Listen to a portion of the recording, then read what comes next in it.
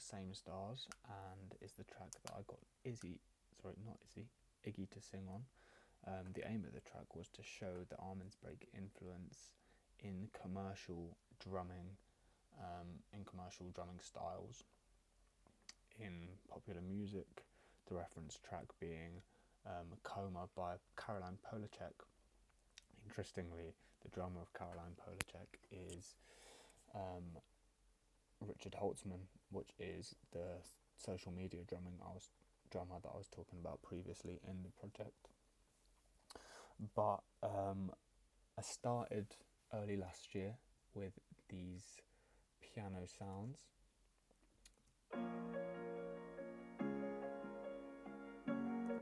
They're all different samples here.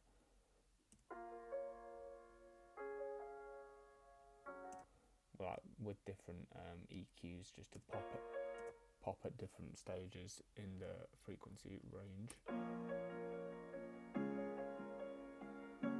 Again, my original plan was to re-record these, but I felt like there was a quite distinctive buzz, specifically in this sample, which I was struggling to recreate, so I just kept these original samples in. They also sound very polished, so yeah.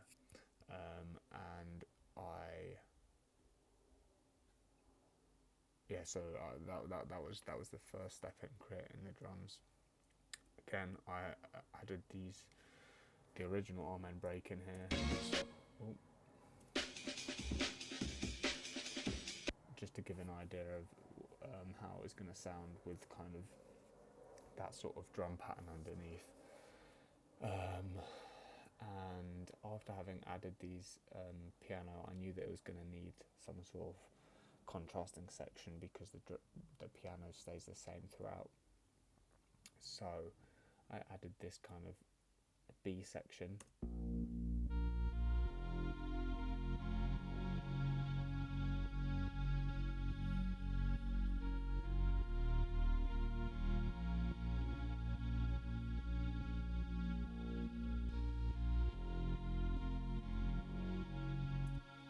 It's very spacey.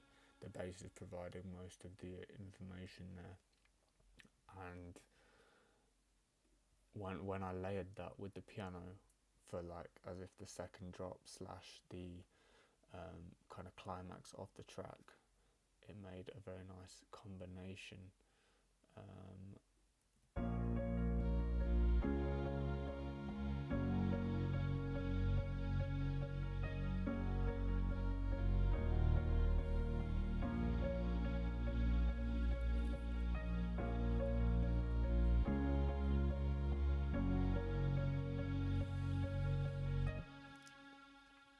So that was essentially the starting point of the track, and it's a pretty simple structure and feel of the song, so it didn't need much on top of that apart from vocals and drums. So the first point was doing the vocals. I had a trial session with Iggy again, just to check that her voice was right for the track. Having decided that it was, we recorded some trial vocals, and left it at that. Pretty chill first day recording, and I sent her those bounces back so that she could listen through, and we came in to the studio and set her up with a FET 47 and pop filter, and she recorded these vocals here. Moving on from where we were, I can't seem to understand. Very nice vocals, but we started essentially by doing each section. So first off, moving on from where we were, did the first vocal for each of the sections, first verse, chorus, etc. and comped them again with her, just to check that she was okay with all of the takes. And then I got her to record the harmonies over the top, or come up with ideas for the harmony and then record the harmony after that. On a lot of these tracks actually we did 4 or 5 takes, which meant, as you can see here, which meant that we had a lot of options when comping the different tracks.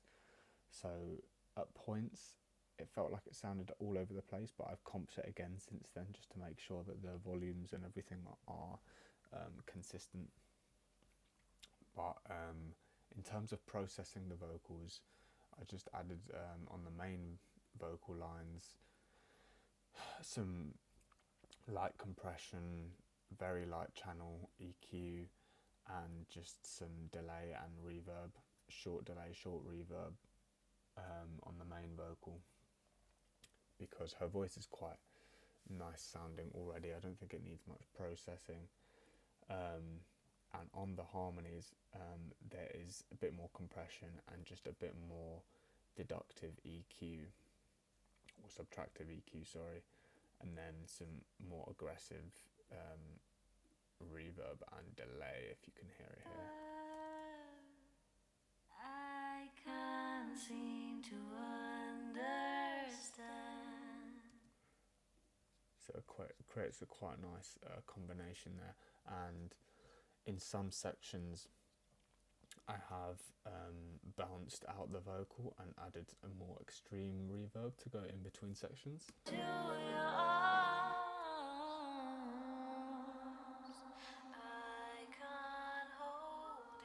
So you can hear there, this is just providing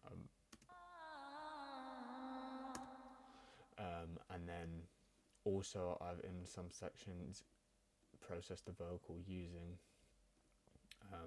this space plugin again. It's a flanger.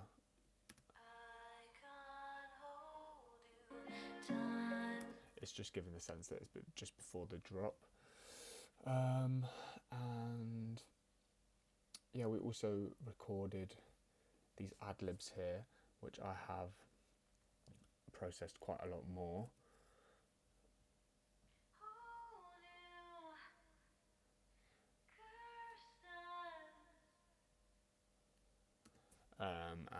And that leads quite nicely into the drop where the drums come in. So I had a short time slot to record these drums, unfortunately, as I'd left it the last thing to do on my project. I had from 9 until 12 on the 12th of April, so unfortunately I was rushed, and also forgot to measure the distance between the overheads and the snare, which meant I don't think it made any difference in the sound. However,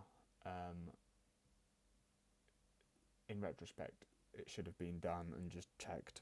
But interestingly about this recording though is that I added a mic under the bell of the ride, an AKG 414, just to pick up the extra ring.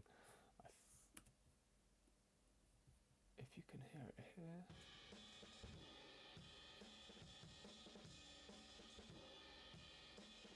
It's heavily compressed to bring out the frequencies, and also I've put some heavy distortion on it as well. On its own it sounds pretty rubbish, but when I added it to the other layers, it kind of blends in quite nicely. Talking about other layers, I only decided to use the two overheads and that room and the rides because I had experimented and bounced the whole drum track into this and heavily distorted it and EQ'd it slightly, and it gave it a lot more depth than previously, because before, if I show you here,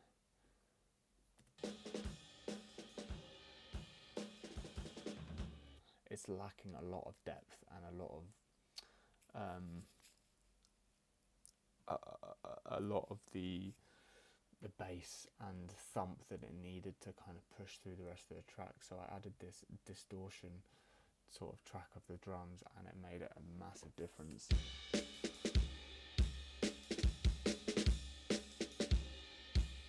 So with the rest of the layers, this can only drive me crazy. Never thought I'd have these done. Wishing we could have it easy. Worlds apart. I also added these two pads underneath.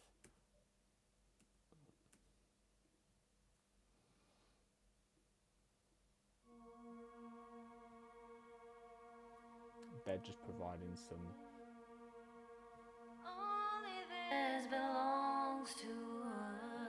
just making some tension there throughout the sections. And then the outro is just me playing like a variation of the Amen break in the drums, similar to what might be used in some breaks in jungle.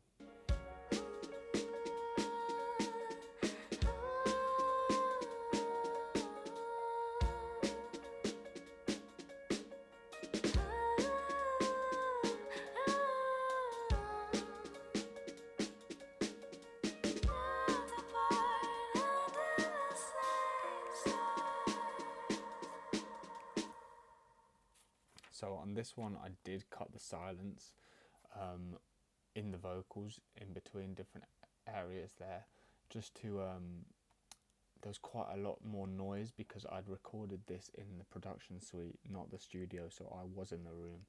Unfortunately, there was some audio of me moving in the room, so I needed to take that off.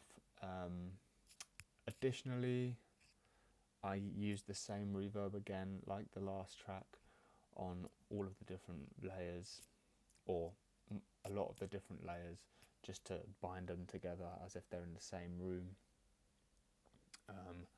And just as a final touches, I added these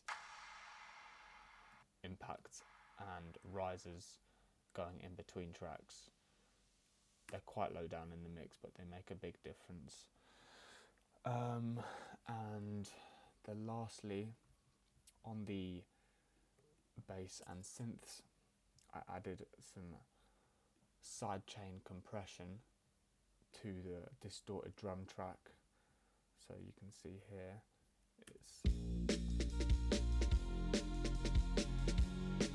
although you might not be able to hear it, it's kind of dropping every time those kick and snares hitting, which, yeah, again, you might not be able to hear it, but it makes a big difference.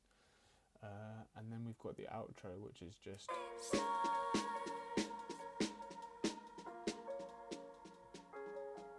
me fading out and the piano carrying on there. And yeah, that's the track.